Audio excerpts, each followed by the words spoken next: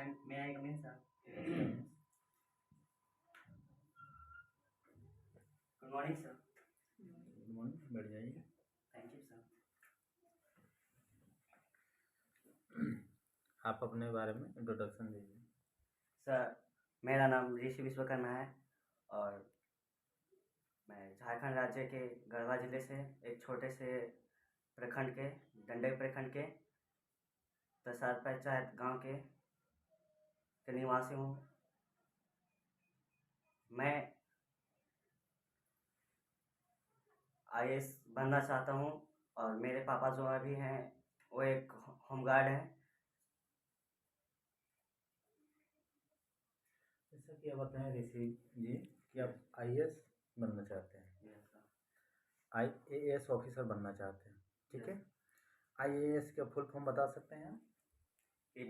Indian administrative service. उसका कब से तैयारी शुरू हो जाता है उसका, ये बताइए। सर एक बार फिर समझ सुनिए, मेरे कहने का ये मतलब है कि आप अभी से तैयार हैं, यस लेकिन आप एक्चुअल तैयार कब हो पाइएगा ताकि आप उसका फॉर्म फिलअप कर सकें और उसका तैयारी में आप जुट जाएं। सर 10 पास के बाद मतलब मैं उसके तैयारी में जुट जाऊँगा। मतलब अभी से तैयारी कर रहा हूँ और उसके बाद नीट मतलब उसके आप फॉर्म अप्लाई करूँगा, उसके बाद फिर उसका तैयारी करूँगा। ऋषि जी, मैं यही पूछना चाह रहा हूँ आपसे कि आप फॉर्म कब से अप्लाई कर सकते हैं, सर ये डिग्री बताइए आप। 10 पास के बाद सर इसका भर सकते हैं। यस चलिए ठीक है, आप ये बताइए कि IAS ऑफिसर ही क्यों बनना चाहते हैं आप? क्योंकि सर जो अभी गवर्नमेंट में जो जो जो अथी जो हम लोग जानते हैं जो जो घूस बोलते हैं उसे मैं ख़त्म करना चाहता हूँ। सर उससे जो मतलब कि कुछ ऐसे भी हो जिनके पास स्किल है, एजुकेशन है, उनके पास सब चीज़ है, लेकिन वो जो उनके मन जो कारण रहता है वो पैसा की वजह से आगे छट जाते हैं। वो अगर घूस नहीं देने पाते हैं तो उन्हें छाड़ दिया जाता है। जो घूस देते हैं उन्हें मान्यता पर, जिसके पास स्किल भी नहीं है। मैं आपसे ऋषि जी पूछना चाहूँगा कि क्या आप ये समझ रहे हैं क्या कि IAS ऑफिसर के पास सारे चीज़ सिलेक्ट करने का मतलब ऑप्शन है उनके पास, या क्षमता है उनके पास? जब आप IAS ऑफिसर बन जाइएगा तो सभी को जो स्किल वाले हैं उसको चूज करके रख लीजिएगा, जो स्किल वाले नहीं है उसको हटा दीजिएगा। ऐसा IAS ऑफिसर के पास ऐसा कोई मतलब अधिकार है उनका? जी नहीं सर, लेकिन मैं अपने तरफ से बनने के बाद मैं अपने तरफ से कोशिश करूँगा कि जो इधर से जो घूस लेते हैं, जो छोटा-मोटा जो ऑफिसर लोग होते हैं, जो घूस लेते हैं, मैं उसे ख़त्म करने का कोशिश करूँगा। अच्छा, आप ये बताइए ऋषि जी कि घूस होता क्या है, तो इसके बारे में हमें थोड़ा बताइए तो।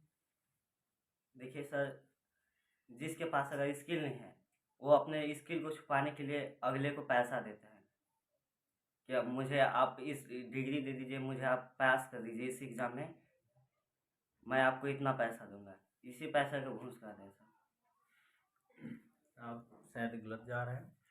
मेरा कहना पहले से ये था कि आप IAS ऑफिसर जब बन जाइएगा तो आपके पास ये पता रहेगा ही नहीं कि आप किसी को सेलेक्ट कर सके कि ये जॉब में जा सकता है और ये नहीं जा सकता है, ठीक है। आप गलत रास्ते पर जा रहे हैं मेरे ख्याल से।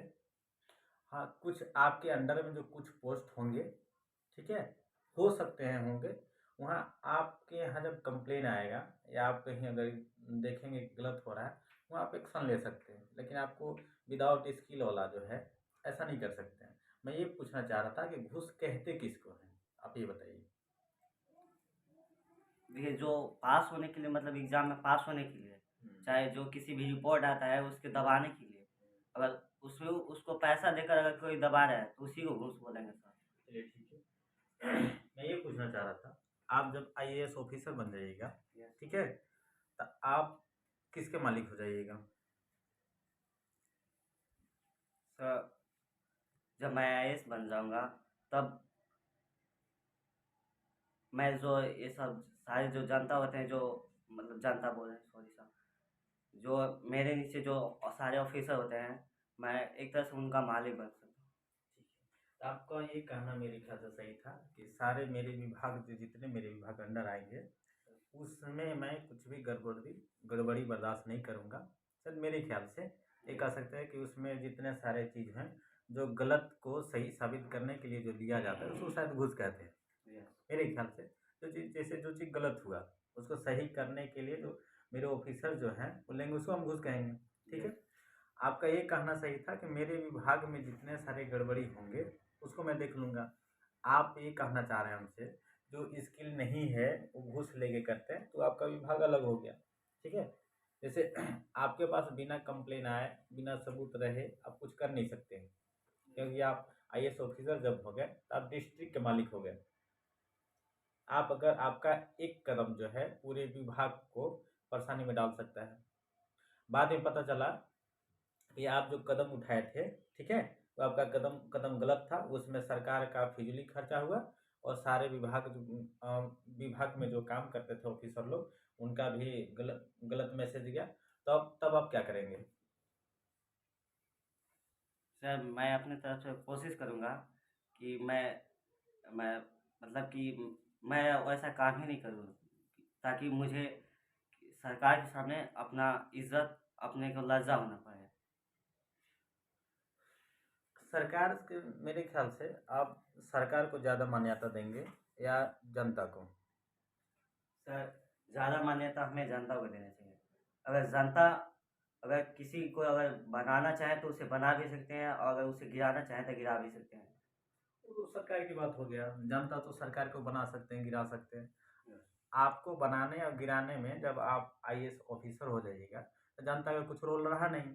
आप आईएएस ऑफिसर बनने के लिए आपको तैयारी करना होगा, आपको इंटरव्यू देना होगा, आपको पास करना होगा। तो आप सबसे ज़्यादा प्रेफरेंस किसको दीजिएगा, जनता को या सरकार को?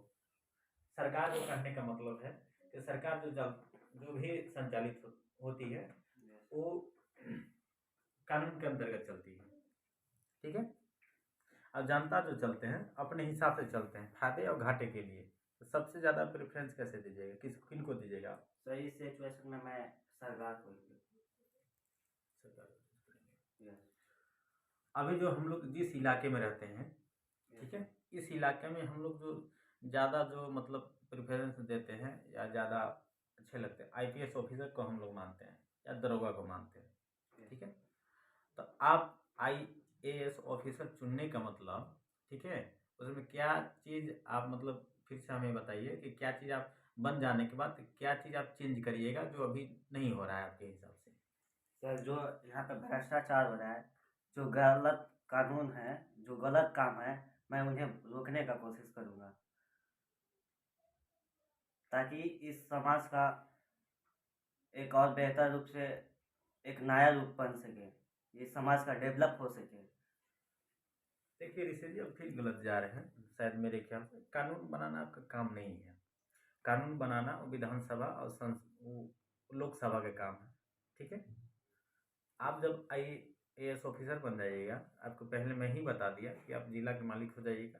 अब आपको कानून के अकॉर्डिंग चलना होगा। ठीक है, कानून के नज़र में यदि आपके जनता जो है गलत है, आपकी नज़र में भी गलत है। मैं ये पूछना चाह रहा हूँ कि आप क्या चेंज करिएगा? कानून बनाना आपका काम नहीं है, कानून के अनुसार आपको चलना काम है। मैं साफ साफ भाषा में या ऐसे कहूँ तो अपनी क्षेत्रीय भाषा में पूछना चाह रहा हूँ कि आप आईएएस ऑफिसर बन जाने के बाद अभी क्या नहीं हो रहा है जो आप करिएगा, जो मतलब हो जाना चाहिए था। ठीक है, अभी तक जो काम हो जाना चाहिए था आईएएस ऑफिसर के द्वारा जो नहीं हुआ है, जो आप बनने के बाद उनको उस काम को चेंज करिएगा आप, ये बताइए। ठीक है सर, जब मैं आईएएस ऑफिसर बन जाऊँगा उसके बाद मेरे जो अंडर सारे जो विभाग हैं, जो मेरे जिस जिले में पोस्टिंग होगी, मैं उस जिले में जितने भी गलत काम होंगे मैं उन्हें सुधारने का कोशिश करूँगा।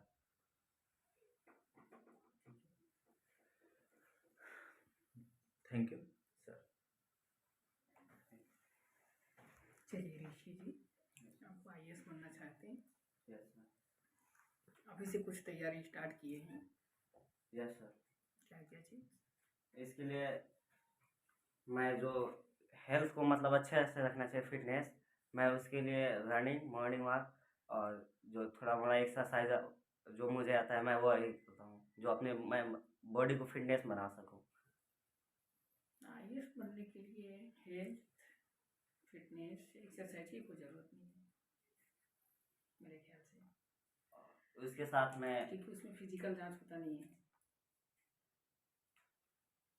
जैसे मैं इसलिए बनना चाहता हूँ, अगर हमारे मतलब किसी इलाके में अगर चोरी हो गई, अगर चोर भाग रहे हैं और हम लोग टाइम पर पहुँच गए हैं, चोर भाग रहे हैं, तो उसे पकड़ने के लिए अपने आप को स्वस्थ रखना चाहिए, हेल्दी रखना जरूरी है। तो ऐसे कह सकते हैं कि मैं अपना पढ़ाई के लिए या बाकी चीज़ के लिए अपना एनर्जी को ठीक ठाक बनाए रखने के लिए, अपना हेल्थ को हमेशा बनाए रखने के लिए कंडीशन में, उसके लिए एक्सरसाइज कर रहे हैं, ये अलग बात है। लेकिन आईएएस बनने के लिए एक्सरसाइज कर रहे हैं, ये ठीक बात नहीं है। समझ के? और क्या तैयारी कर रहे हैं? इसके साथ जो स्कूल में जो पढ़ाई होती है मैं उसे पूरा कर जो अपने से सेल्फ स्टडी करता हूँ, और सेल्फ स्टडी में मैं ज़्यादातर एसएसटी जो सब्जेक्ट है मैं उस पर ज़्यादातर फोकस करता हूँ। अच्छा, एसएसटी में फोकस कर रहे हैं, अच्छी बात है।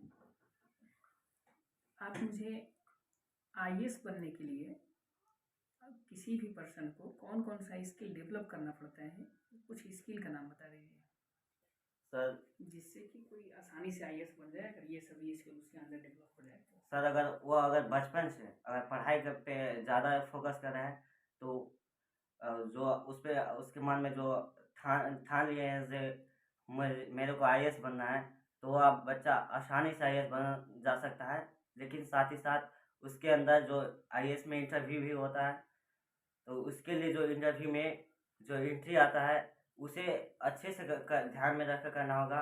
फिर ग्रीटिंग होता है, उसे भी अच्छे से करना होगा। ये स्किल नहीं है, न इंग्लिश स्किल है, न ग्रीटिंग स्किल है, ये सब स्किल नहीं है। मैं आईएएस बनने के लिए मुझे कौन कौन सा स्किल पहले से डेवलप करना होगा जिससे आसानी से बन जाऊँ?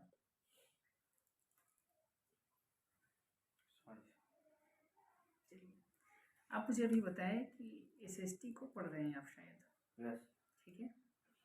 एक चीज़ और सवाल आपसे सर पूछे हुए थे कि आईएएस बनने के लिए या आईएएस का एग्ज़ाम लिखने के लिए कब फॉर्म अप्लाई किया जाते हैं, जिसकी आंसर आप गलत दिए हुए हैं कि मैट्रिक के बाद। उसके लिए एबिलिटी है कि आफ्टर ग्रेजुएशन बस एज आपका 21 प्लस होना चाहिए, ठीक है। 21 साल आपका एज हो जाएगा और ग्रेजुएशन कंप्लीट हो जाएगा, तब आप फॉर्म भर सकते हैं। लेकिन उसमें पढ़ने के लिए कक्षा 6 से लेकर के ग्रेजुएशन तक का सभी एसएसटी लगभग 10th तक बाकी सभी सब्जेक्ट पूछा जाता है। तो मैं आपसे एसएसटी के बारे में पूछ रहा हूँ थोड़ा सा, क्योंकि आप एसएसटी की कह रहे हैं कि तैयारी कर रहे हैं। आप मुझे अपने देश के दक्षिण साइड में जो स्थित है वो 2 राज्य का नाम बता दीजिए। Sir Punjab, sorry sir, Tamil Nadu और गोवा। श्योर हैं? Yes sir. साथ में ये मुझे बता दीजिए कि हमारे देश में अभी कितने केंद्र शासित प्रदेश हैं? सर अभी हमारे देश में 8 केंद्र शासित प्रदेश है। जिसमें से 2 का नाम बता दीजिए मुझे। सर एक दिल्ली और पांडुचेरी। ठीक है सर। चलिए ऋषि जी, यस सर। आप आईएएस बनना चाह रहे हैं? Yes sir. चलिए अच्छी बात है। मैं हिंदी से कुछ पूछ लेना चाहता हूँ। क्या आप हिंदी व्याकरण पढ़ते हैं? Yes sir. हिंदी व्याकरण से आप मुझे ये बताइए कि स्वर के कितने भेद होते हैं? सर स्वर के जो हमारे स्कूल में बताया गया है, स्वर के 3 भेद होते हैं। पहला ह्रस्व स्वर, दूसरा दीर्घ स्वर और तीसरा प्लुत स्वर। जो प्लुत स्वर होता है सर, इसे हम किसी को पुकारने में इसका प्रयोग करते हैं। चलिए, क्या और इसमें ये भी बता सकते हैं कि जो स्वर होते हैं उत्पत्ति के आधार पर इस प्रकार से बताया गया है? Yes sir. क्या आप उत्पत्ति के आधार पर बता सकते हैं कि कितने प्रकार के होते हैं? यस सर, 2 प्रकार के होते हैं सर। कौन कौन? पहला संधि स्वर और दूसरा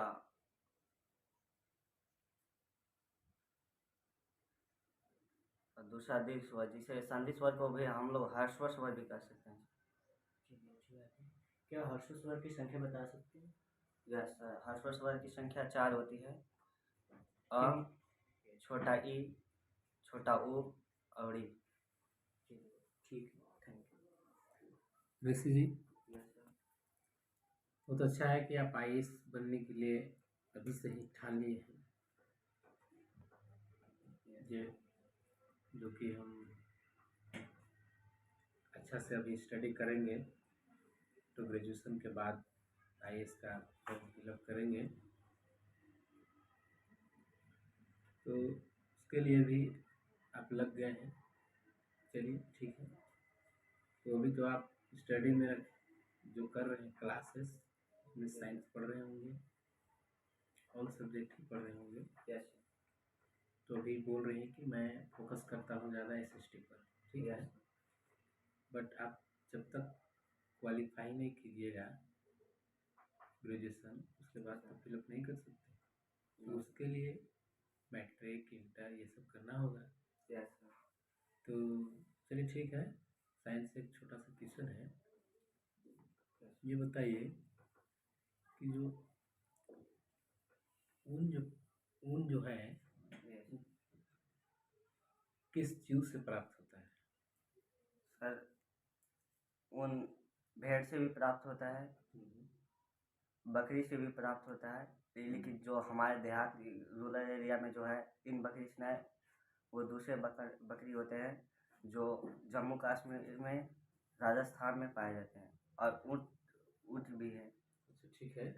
ये रेशम का जो ऊन होता है उसका बकरी वाले किस प्रजाति से प्राप्त होता है?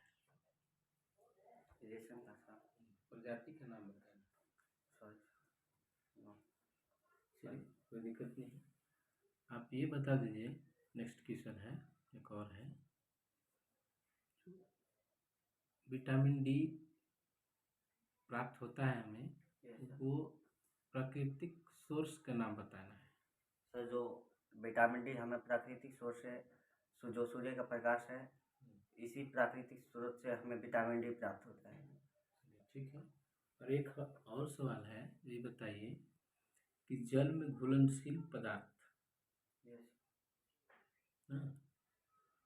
कौन से हैं? तो जल में घुलनशील पदार्थ, हम नमक को भी लेंगे तो वह जल में अच्छी तरह से घुल जाता है, चीनी भी घुल जाता है। चलिए ठीक है। चलिए ऋषि विश्वकर्मा, आपका इंटरव्यू समाप्त हुआ। जहाँ कि आप सही और गलत किए हैं इसको ध्यान रखेंगे। आपका एंट्री ठीक ठाक है, कोई दिक्कत नहीं। ग्रिड भी बहुत अच्छे से किया, सीटिंग भी ठीक ठाक आप बैठे हुए हैं। थोड़ा सा यूनिफॉर्म में आपका ब्लेजर का बटन यदि खोल देते तो ठीक ठाक था, अभी देखिए ठीक दिख नहीं रहा है, उसको खोल ही दीजिए अभी, अच्छा लगेगा। आइडेंटिटी कार्ड को सीधा कर लीजिए और उसको टाई के ऊपर कर लीजिए, कोई दिक्कत नहीं है, ठीक है। बॉडी लैंग्वेज आपका जो है थोड़ा सा ठीक नहीं था। बात कर रहे थे तो हाथ की उंगली का एक्टिविटी कर रहे थे, और साथ में जब बात कर रहे थे सर से तो आप अलग भी देख रहे थे इंट्रोडक्शन सुनाते समय या बाकी टाइम में, ठीक है, ये ध्यान रखना था आपको। उसके बाद कम्युनिकेशन स्किल लगभग ठीक ठाक रहा, आप जो भी चीज़ बात की। उसके साथ आपका एक्सप्लेनिंग स्किल ठीक ठाक थोड़ा सा नहीं रहा, क्योंकि आप जो भी चीज़ टीचर को एक्सप्लेन करना चाह रहे थे, समझाना चाह रहे थे, बहुत अच्छे से आप नहीं समझा पा रहे हैं, ठीक है। इसके साथ में आपका प्रेजेंट ऑफ माइंड का लेवल जो है कम है, आप बहुत जल्दी जो है किसी चीज़ का डिसीजन नहीं ले पा रहे हैं और बहुत अच्छे से आंसर नहीं दे पा रहे हैं। कोई भी सर सवाल क्वेश्चन किए, आप उसका अलग जवाब दिए, फिर से सवाल करना पड़ा, मैं भी क्वेश्चन किया, ठीक से नहीं जवाब दिए, सर भी वैसे जवाब दिए, तो आपको प्रेजेंट ऑफ माइंड का जो लेवल है वो कम है। मतलब प्रेजेंट ऑफ माइंड का लेवल कम होने का मतलब आपका अटेंशन कम है, आप वो भी नॉलेज नहीं बता पाए अभी जो आपको क्लास में बहुत बेहतर ढंग से बताया गया है। जैसे आईएएस बनने के लिए क्या क्या क्राइटेरिया होना चाहिए, आईएएस बनने के लिए कौन कौन सा स्किल पे अभी से कार्य करना है आप लोग को, ये सभी चीज़ एक्सप्लेन कर दिया गया है क्लास में। कि आपके पास पर्सनालिटी स्किल होना चाहिए, एक्सप्लेनिंग स्किल होना चाहिए, लीडरशिप स्किल होना चाहिए, ठीक है, क्वेश्चन आंसर समझने के लिए बहुत स्पीड में रीडिंग स्किल होना चाहिए, बहुत अच्छे से समझने के लिए अंडरस्टैंडिंग स्किल होना चाहिए, लिखने के लिए राइटिंग स्किल होना चाहिए, समझ गए? ये सभी चीज़ आप लोगों को बता दिया गया है लगभग। ठीक है, तो जो चीज़ आपको बहुत अच्छे से एक्सप्लेन कर दिया गया वो भी नहीं बता पाए। इसके अलावा आपको बताया गया है जो फॉर्म कब फिलअप कर सकते हैं, कितने टाइम्स आप एग्ज़ाम लिख सकते हैं, आपका एज लिमिट यानी मिनिमम एज कितना होना चाहिए, मैक्सिमम एज कितना होना चाहिए, कितने बार कितने अटेम्प्ट आप उसमें बैठ सकते हैं एग्ज़ाम में, ये सभी चीज़ की नॉलेज आप लोग को दिया गया है। कौन कौन सब्जेक्ट होते हैं, कितने एग्ज़ाम होते हैं, ये सब चीज़ शायद बताया गया है पहले से। तो जो बताया जा रहा है उसको भी आप कंप्लीट नहीं कर पा रहे, मतलब प्रेजेंट ऑफ माइंड आपका ठीक ठाक नहीं है। इसका मतलब है कि आपका अटेंशन फोकस एक जगह पे नहीं रह रहा है, उसमें आपको सुधार करनी है। कॉन्फिडेंस लगभग ठीक ठाक है आपका, कोई दिक्कत नहीं है, इतना है तो ठीक है। प्रेशर भी लगभग ठीक ठाक है, बहुत ज़्यादा प्रेशराइज आप नहीं हो रहे हैं, ठीक है। बाकी वही ध्यान रखना है आपका। और अभी क्लास 8 में है तो मैं कहूँगा यूनिफॉर्म को लेकर के एक और चीज़ कि अभी हेयर वगैरह अगर छोटा साइज में रखेंगे बाल वगैरह तो ज़्यादा बेहतर है, क्योंकि पर्सनालिटी डेवलप करना है अपना। ठीक है, पर्सनालिटी डेवलप का मतलब ये नहीं कि फैशन अपने स्टाइल को हम डेवलप कर लेंगे, तो उसको यदि कम रखेंगे आप तो ज़्यादा फायदा होगा। क्योंकि अभी सिर्फ आपको अपना फोकस पे ध्यान देना है, जो आपका एम है उस फोकस पे आपको मतलब अपने एम पे ज़्यादा फोकस होना चाहिए। ठीक है, बाकी जाइए, थैंक यू ऑल।